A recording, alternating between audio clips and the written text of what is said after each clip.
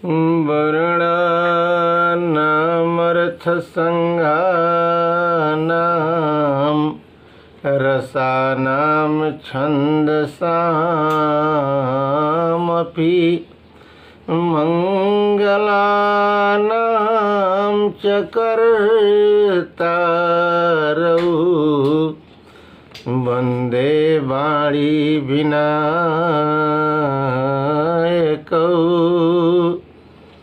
इदं पवित्रं पापघनं पुण्यं वेदैश्च समितं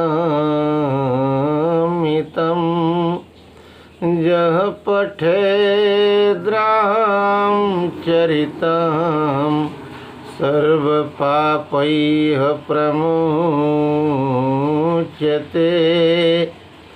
त्रेतायां वर्तमानायां काले कृतसमोऽभवत् रामे राजनिधर्मज्ञे सर्वभूतसुखावहे।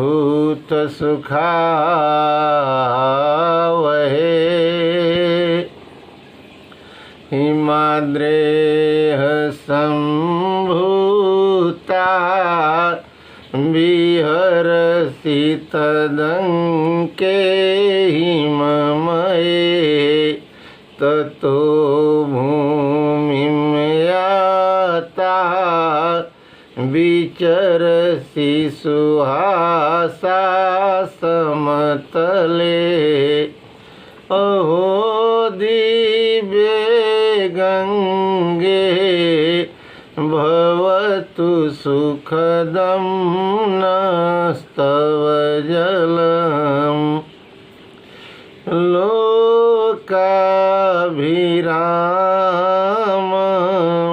रणरङ्गधीरं राजीवनेत्रं रघुवंशनाथं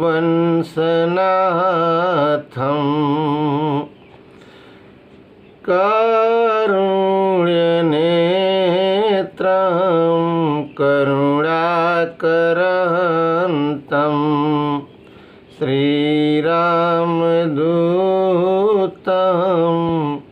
शरणं प्रपद्ये। कर्पूरगौरं करुणावतारं संसारसारं भुजगेन्द्रहारं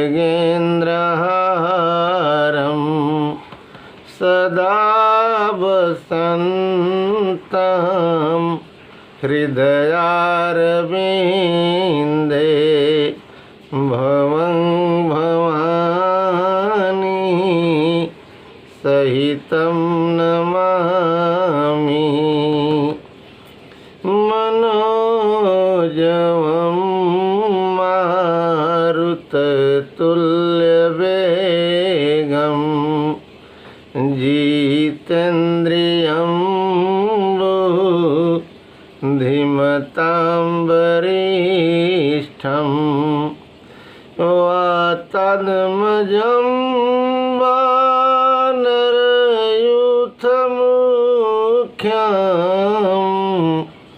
वातात्मजं वानरयूथमुख्यं श्रीरामदूतं शरणं प्रपद्ये। चैनल के माध्यम से श्री राम कथा श्रवण कर रहे सद्वृत्तियों से परिपूर्ण पूर्वजों की परंपराओं में अनुप्राणित पिता तुल्य बुजुर्गजन, नव्य एवं भव्य भारत के भावी भास्कर स्वरूप होनहार बालकों, हम उम्र साथियों, सरस्वती, लक्ष्मी, पार्वती, सीता, सावित्री, अनसुईया, अपाला, मैत्रेयी एवं गार्गी तुल्य कर्म की वृत्तियों के संस्थापन के क्रम में अनुप्राणित माताएं एवं बहनें, हम 1 मिनट भगवान का नाम लें, तत्पश्चात कथा को श्रवण करें। और संपूर्ण कथा श्रवण करने की आवश्यकता है, क्योंकि अत्यंत मार्मिक एवं प्रभावोत्पादक प्रसंग है। अब हम भगवान का नाम लें, तत्पश्चात कथा को श्रवण करें। श्री राम जय राम जय जय राम जय जय श्री राम जय श्री राम जय राम जय श्री राम जय जय श्री राम जय राम जय जय राम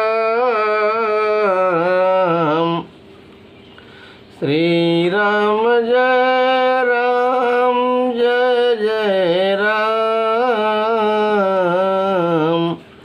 जय जय विघ्न हरण हनुमान जय जय जय जय विघ्न हरण हनुमान जय जय श्री राम जय राम जय जय राम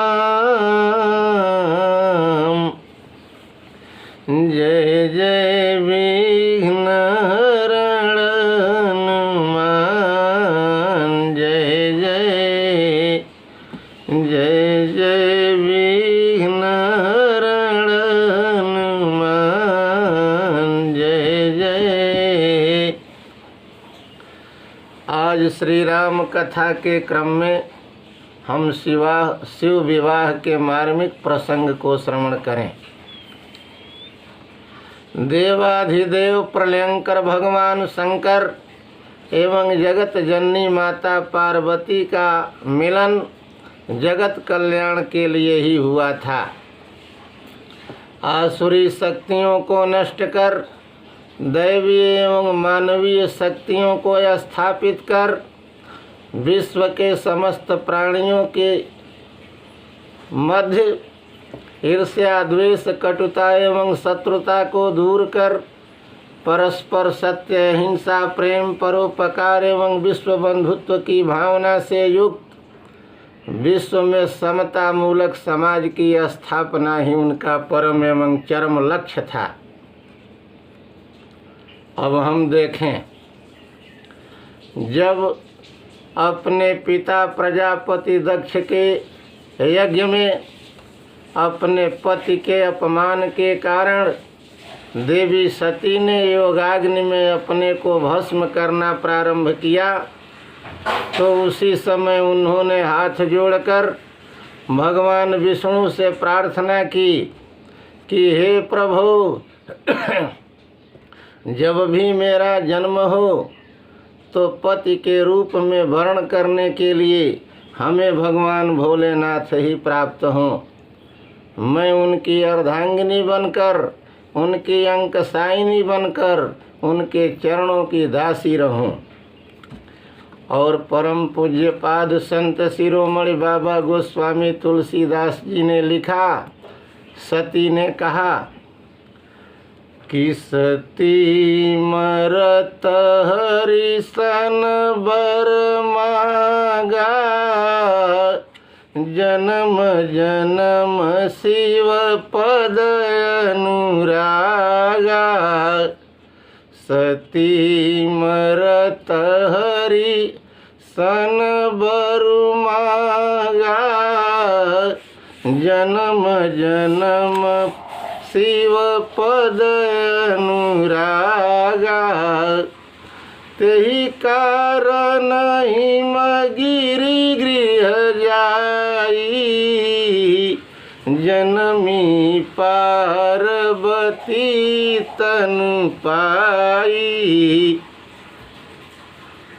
इसके पश्चात जब राजा हिमवंत और मैना के घर साक्षात जगत जननी जगदम्बा का पार्वती के रूप में जन्म हुआ तो उस संपूर्ण पर्वत प्रांत में समस्त प्रकार की रिद्धियाँ और सिद्धियाँ तथा संपत्तियाँ छा गईं।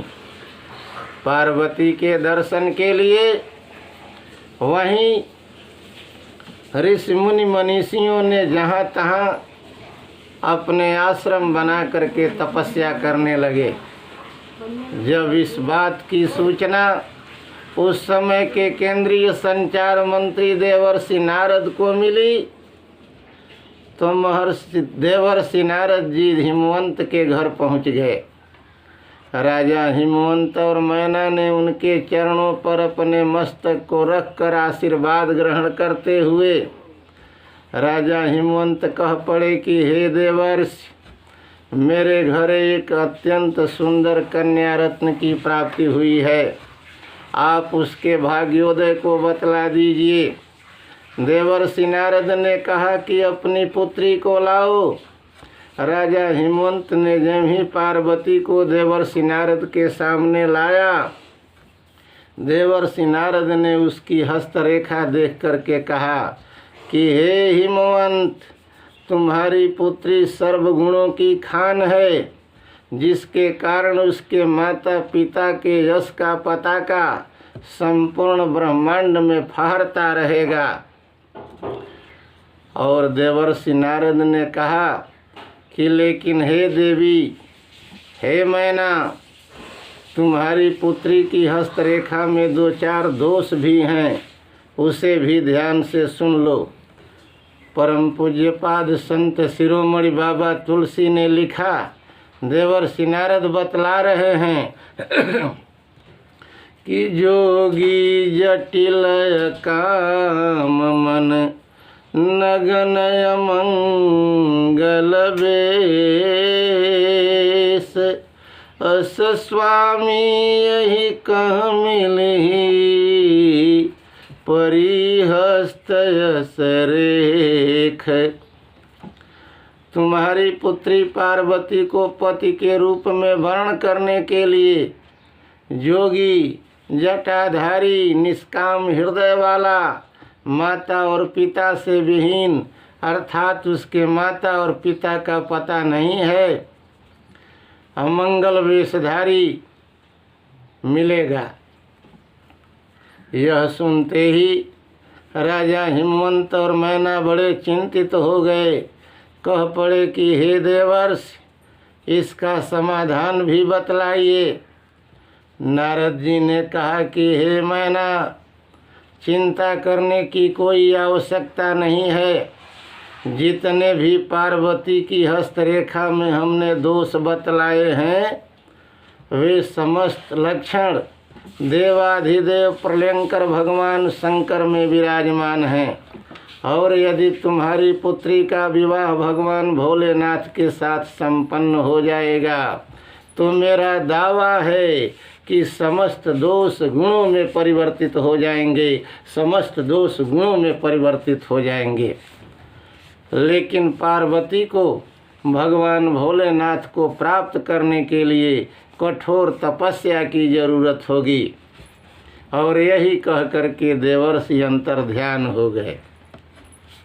उधर राजा हिमवंत और मैना अपनी पुत्री पार्वती का पालन पोषण करने लगे। जब विवाह के योग्य पुत्री पार्वती हो गई तो राजा हिमवंत ने कहा कि हे मैना, अब तुम्हें अपनी पुत्री पार्वती को देवर्षि नारद के कथनानुसार भगवान शिव की तपस्या के लिए समझा कर तैयार करो।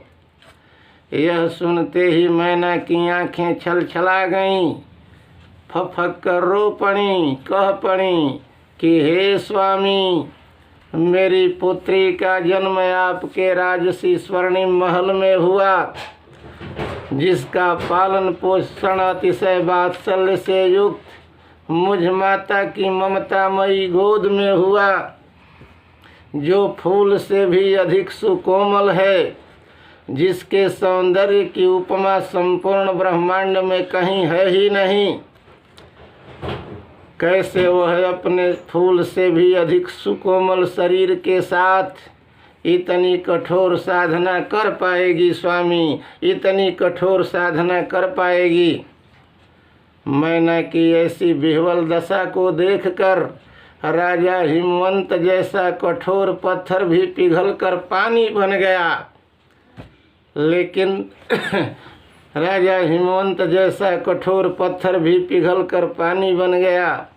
उधर मैना ने हृदय थाम कर अपनी बेटी पार्वती के पास पहुंचकर उनको गोद में लेकर फक करके मस्तक को चूमती हुई रो पड़ी और अपने स्वामी हिमवंत से कह पड़ी कि हे स्वामी, इसे हम एक गीत स्वरचित गीत के माध्यम से देखें कि बरसे नयन वासलो रहे,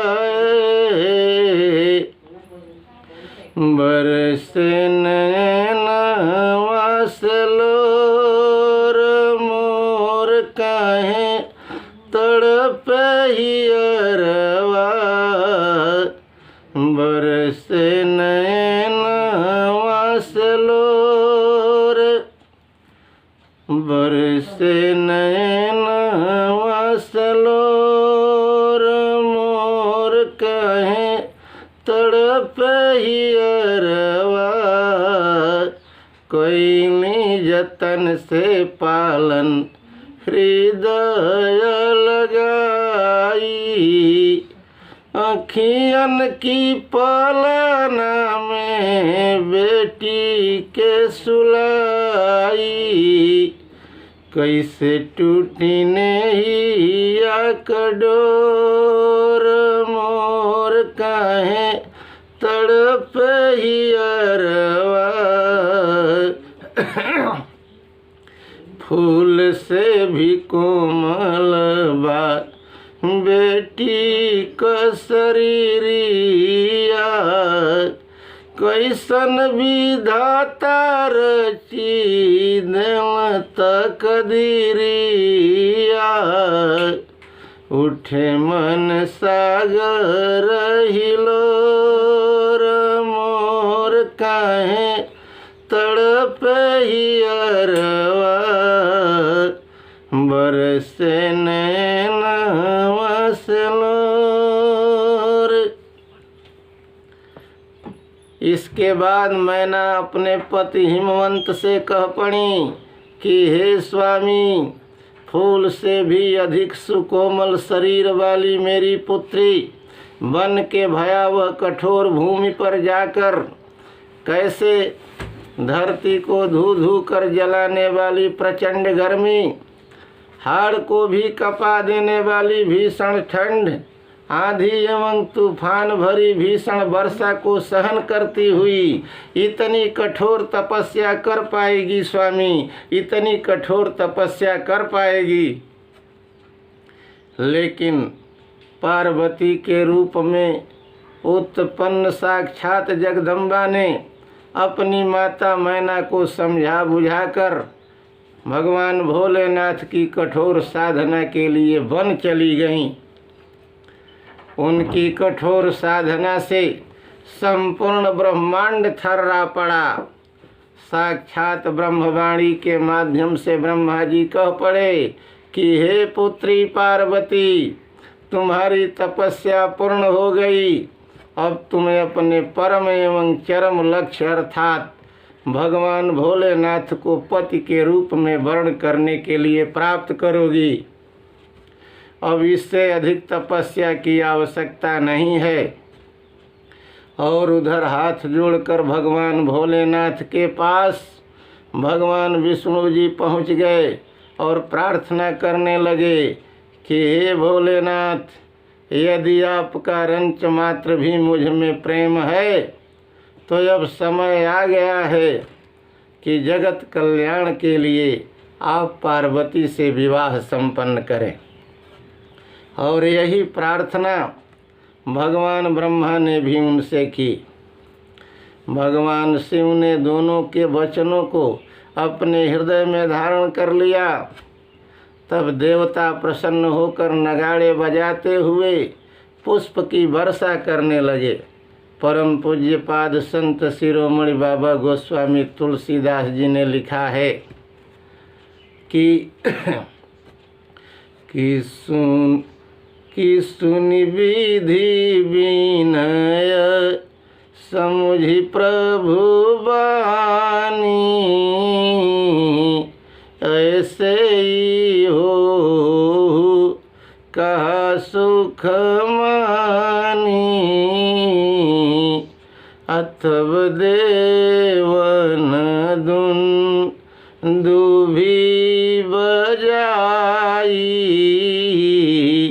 बरस सुमन जय जय सुर साई। इसके पश्चात राजा हिमवंत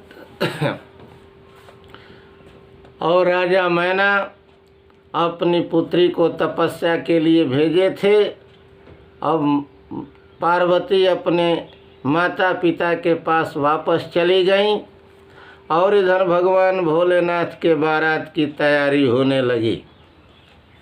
भगवान विष्णु ने कहा कि सभी लोग अपने अपने दल के साथ अपने वाहन से चलने के लिए तैयार हो जाएं,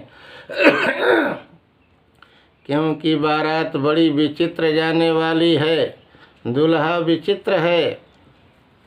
अब सभी बाराती अपने तैयारी में लग गए। इधर भगवान भोलेनाथ ने सोचा कि हमारा तो स्वयं एक स्पेशल दल है। उन्होंने अपने गणों को आमंत्रित कर दिया। जितने भी भूत पिशाच प्रेत बैताल थे सभी भगवान भोलेनाथ के गण के रूप में बाराती हो गए और भगवान भोलेनाथ का श्रृंगार करने लगे। न डोली न कार, दुल्हा बैल पर सवार भगवान भोलेनाथ का स्पेशल वाहन बैल था और पूरा शरीर नंगा था। केवल हाफ पैंट के रूप में बाघ की छाल लपेटे हुए थे और उसमें भी बेल्ट सर्पों का ही लगा था। पूरे शरीर में उनके गणों ने देसी पाउडर के रूप में राख शमशान की लपेट दी। इस प्रकार बारात चल पड़ी और भगवान के गणों ने भगवान शिव का श्रृंगार किस प्रकार किया। जटाओं का मुकुट बनाया, सर्पों का मौर चढ़ाया, कुंडल, कान में कुंडल भी सर्पों का पहने थे, कंगन भी भगवान भोलेनाथ सर्पों का ही पहने थे। बहुत बढ़िया बाबा तुलसी ने लिखा है कि शिव ही शंभुगन करहि सिंगारा, अहि मयूर जटा मुकुट यही मोर संवारा। शिव ही शंभुगन करहि सिंगारा, जटा मुकुट यही मोर संवारा। कुंडल कंकन पहिरे ब्याला, तन विभूति पट के हरि छाला। और इतना ही नहीं, भगवान भोलेनाथ के मस्तक पर पतित पावनी साक्षात गंगा विराजमान थी। ललाट पर सुंदर चंद्रमा विराजमान था। वक्ष पर मुंडों की माला पहने हुए थे। सर्पों का ही जनेऊ धारण किए हुए थे। गले में हलाहल विष विराजमान था। बहुत सुंदर बाबा तुलसी ने लिखा है कि ससी ललाट कि ससी ललाट सिर सुंदर गंगा नयन तीनि उपवीत भुजंगा गरल कंठ उर नरसिर माला अशिव वेश शिव धाम कृपाला। और शिव जी के गणों की दशा क्या थी?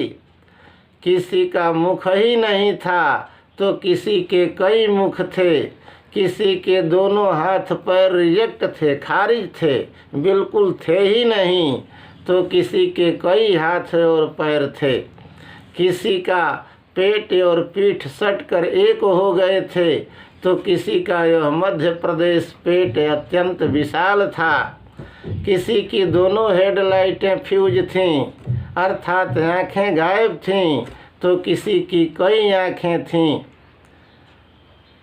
बाबा तुलसी ने लिखा कि को मुखहीन विपुल मुख काहू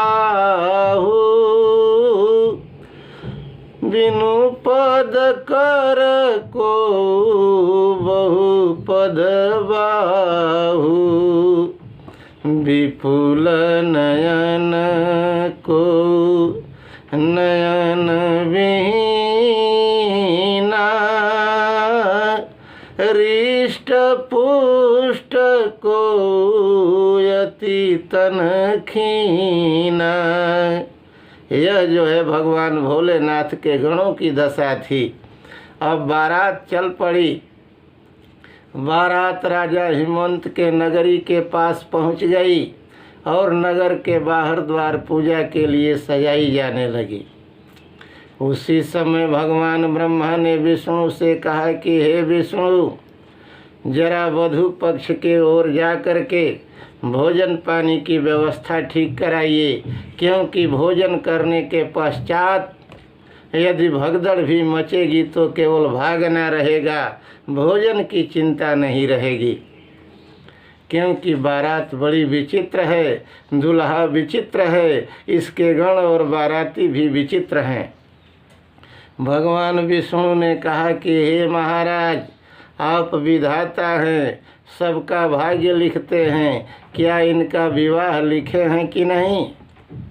ब्रह्मा ने कहा कि मेरे रजिस्टर में इनका विवाह दर्ज है, लेकिन हम त्रिदेवों में से एक देव का विवाह संपन्न होने जा रहा है, हो सकता है लेखनी भी फेल हो जाए। उधर भगवान विष्णु ने अपने से छोटे देवता इंद्र को बुलाए, देवराज इंद्र को, और कहा कि हे इंद्र, जरा वधू पक्ष में जा कर के भोजन पानी की व्यवस्था ठीक कराओ। ज्यों ही इंद्र पहुँचे और नारियों की दृष्टि जब इंद्र पर पड़ी तो देखें कि तो गजब का स्मार्ट है, बहुत सुंदर है, लगता है दूल्हा आ गया। इंद्र ने कहा कि मैं दूल्हा नहीं हूँ, मैं तो दूल्हे का चपरासी हूँ, उसका जूता पालिश करता हूँ, दूल्हा सज रहा है। भगवान विष्णु ने सोचा कि जरा हम ही चल कर के देख लें कि भोजन पानी की व्यवस्था क्या है। ज्यों ही भगवान विष्णु पहुँचे और औरतों की दृष्टि उन पर पड़ी तो जो साक्षात नारायण थे, सौंदर्य के पावर हाउस थे, पावर हाउस ऑफ ब्यूटी थे। नारियों ने कहा कि ओह, इसमें कोई संदेह नहीं, गजब का सुंदर है, लगता है दूल्हा आ गया। भगवान विष्णु ने कहा कि नहीं, मैं दूल्हा नहीं हूँ, मैं तो दूल्हे का पिए हूँ, सेक्रेटरी हूँ, उसका झोला ढोता हूँ, उसका कागज पत्र देखता हूँ। दूल्हा अभी सज रहा है। भगवान ब्रह्मा ने सोचा कि जरा मैं चल कर के देख लूँ। ब्रह्मा जी के 4 मुख थे। औरतों की दृष्टि जब उन पर पड़ी तो उन सबों ने कहा कि बिल्कुल स्पष्ट हो गया, कोई संदेह नहीं, दूल्हा आ गया। एक एक मुख से करोड़ों करोड़ों सूर्य की प्रभा प्रस्फुटित हो रही है। भगवान ब्रह्मा ने कहा कि नहीं, मैं दूल्हा नहीं हूँ, मैं दूल्हे का बाप हूँ, दूल्हा सज रहा है। जरा ध्यान देने की आवश्यकता है कि भगवान भोलेनाथ अजन्मा थे, न उनकी माँ का पता न उनके पिता का पता, इसीलिए ब्रह्मा ही उनके पिता की भूमिका में बने हुए थे, समधी का रोल अदा कर रहे थे। उसके पश्चात ब्रह्मा ने सोचा कि पहुँचने की देर है, भगदड़ तो मचना है ही। नारद से ब्रह्मा जी ने कहा कि नारद, बारात ले चलो। और जब ही नारद जी बारात ले करके चले, विवाह मंडप में पहुँचे, भगवान विष्णु ने सोचा कि ऐसे ही अवसर पर हंसी ठिठोली की जाती है, जरा हम भगवान भोलेनाथ से हंसी दिलगी भी कर लें। भगवान भोलेनाथ का वाहन बैल था, भगवान विष्णु का वाहन गरुड़ था। जब भगवान विष्णु भगवान भोलेनाथ की मुख की ओर हुए, गरुड़ का मुख बैल की ओर हुआ, तो एक बात, गरुड़ सर्पों का ही भोजन करता है और भगवान भोलेनाथ के जो बाघ की छाल रूपी हाफ पैंट में जो बेल्ट लगा था वह सांप का ही लगा था। और जब सांप की दृष्टि गरुड़ पर पड़ी, उसका कलेजा कांप गया और बेल्ट ढीला हो गया, जो पहने थे वह भी खिसक कर नीचे गिर गया। देखकर विवाह मंडप से सभी शर्मा कर इधर उधर भागने लगे। बहुत बढ़िया महाकवि पद्माकर ने वर्णन किया है। उन्होंने लिखा है कि देखी देखी देखी देखी भाजे सब दुल्ह दिगंबर को पाहुनी, जे आवे हिमाचल के उछाह में, शीश पर गंगा से भुजनी भुजंगा से, हास ही को दंगा भयो नंगा के विवाह में।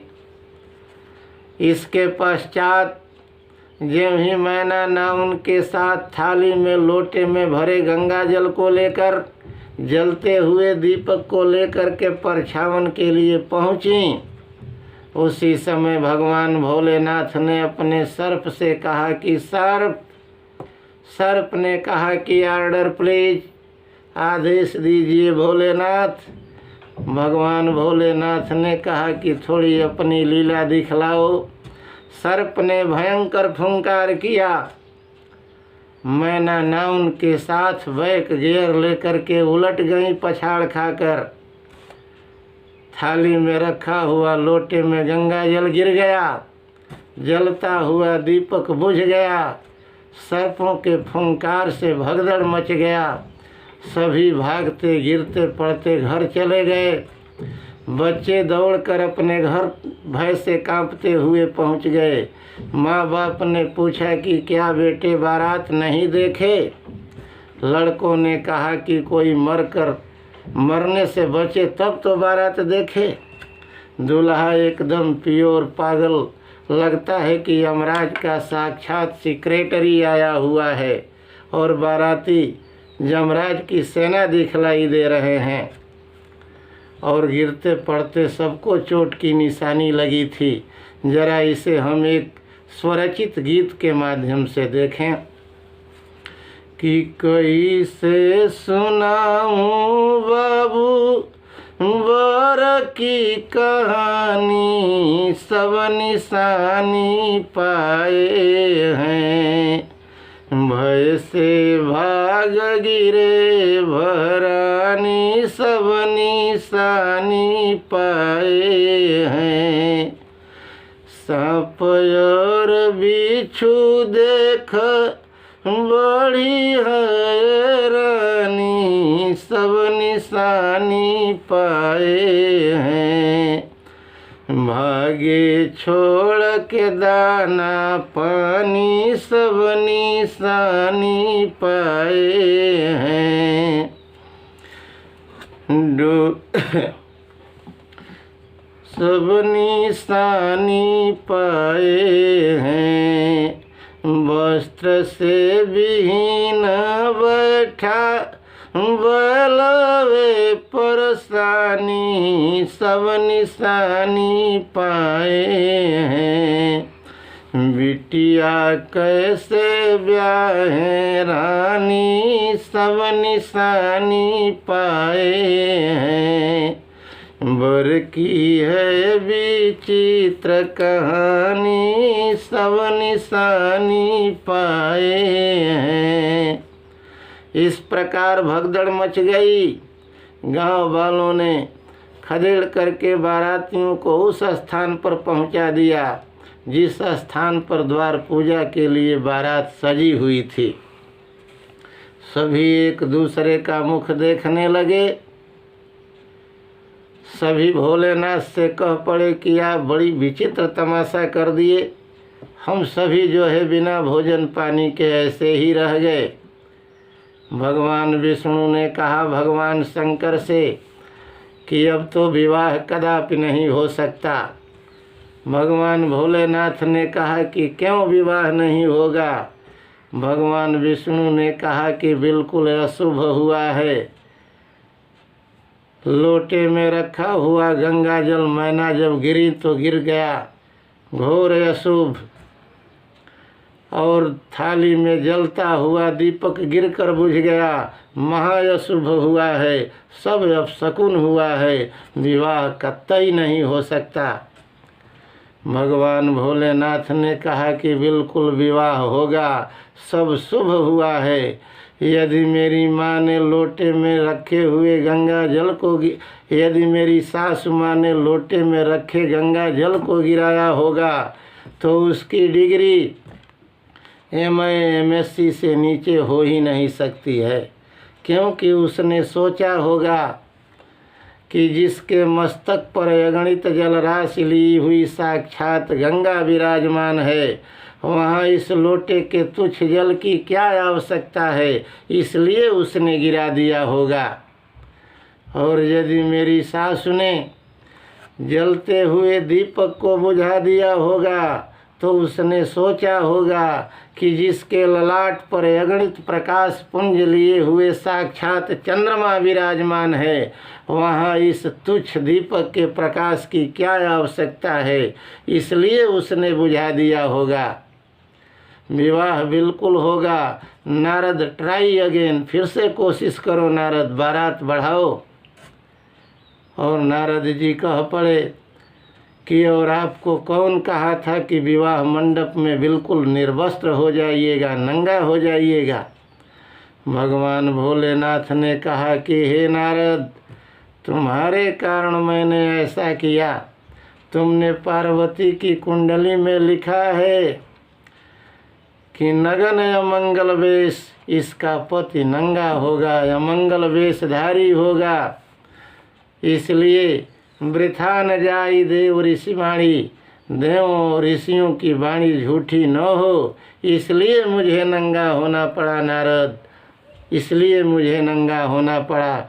बारात आगे बढ़ाओ फिर से। नारद जी हिम्मत बांधकर बारात लेकर चल पड़े, क्योंकि पहली ही बार 2-4 हाथ लग चुके थे।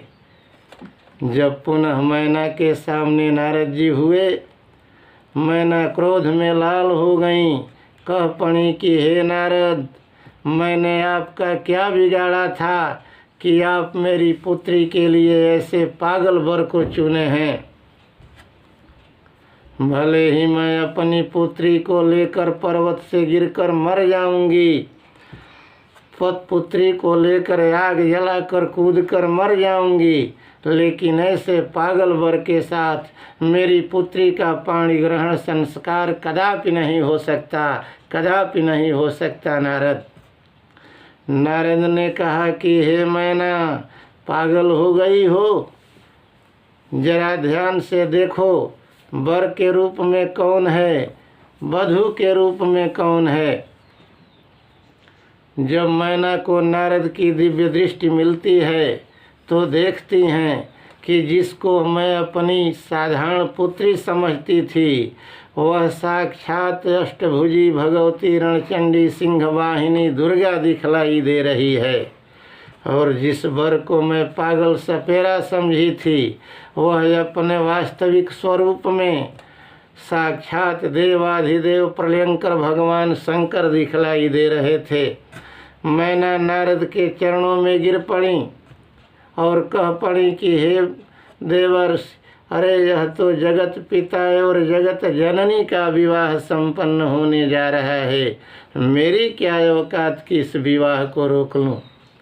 इस प्रकार विवाह संपन्न हुआ, और विवाह में गाली गाने की परंपरा है, तो जरा हम एक स्वरचित गाली को प्रस्तुत करने जा रहा हूँ, उसे जरा देखें। नारियां क्या गा रही हैं भगवान भोलेनाथ की ओर इशारा करती हुई कि मेरी बात सुनो त्रिपुरारी, मेरी बात सुनो त्रिपुरारी, गारी प्यारी है। मेरी बात सुनो त्रिपुरारी, गारी प्यारी है। कोई न माता न कोई पिता है, कोई न माता न कोई पिता है, घर शमशान व जलती चिता है, फिर भी महिमा है न्यारी, गारी प्यारी है, गारी प्यारी है। सकल शरीर आपका नंगा, हंसे नर नारी हंसे सिर गंगा, नहीं डोली है बैल सवारी, गारी प्यारी है। सर्पों की माला व सर्पों का कंगन,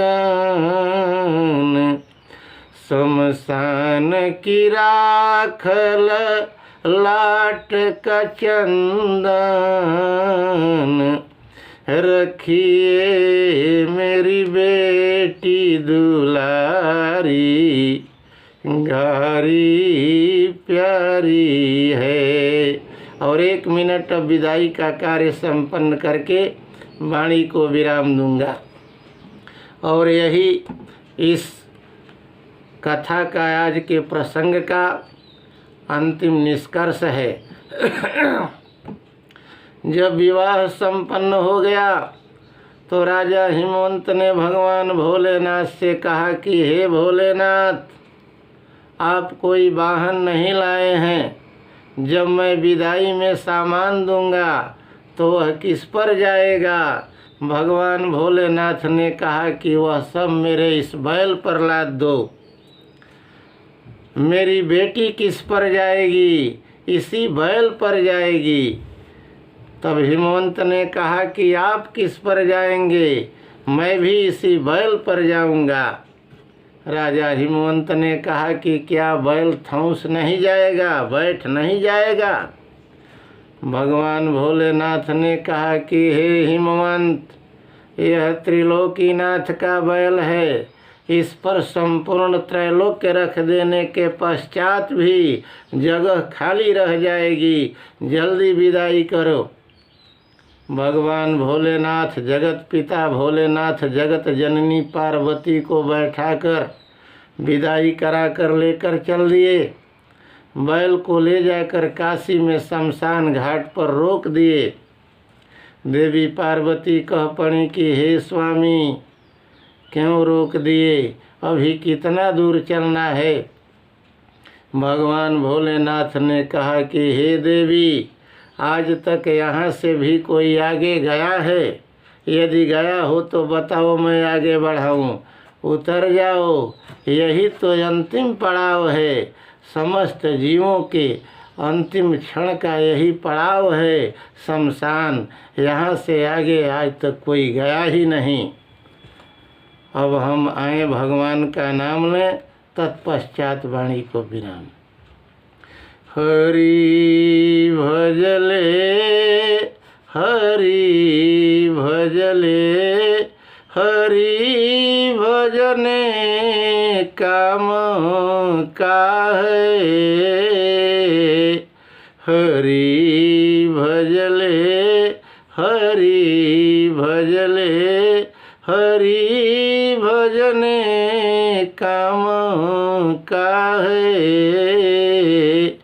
अभी भजले, अभी भजले, अभी भजने काम काहे। अभी भजले, अभी भजले, अभी भजने काम काहे। बोलिए मर्यादा पुरुषोत्तम भगवान श्री राम की जय। देवाधिदेव प्रलयंकर भगवान शंकर की जय। संत बलवंत हनुमंत की जय।